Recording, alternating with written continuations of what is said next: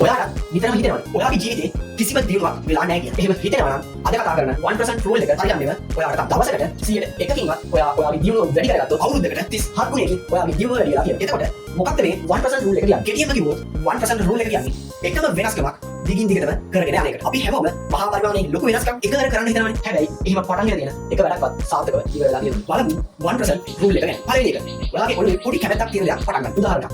පොත් කියවන්න කැමති නම් එකවර පොත වරනේ. එකවර පැය දෙකක් පස්සේ විනාඩි 5ක් මෙන්න මේ පොත කියවන්න දවසකට. දෙවෙනි පියවර. මෙන්න මේක දිගටම කරගෙන යන්න.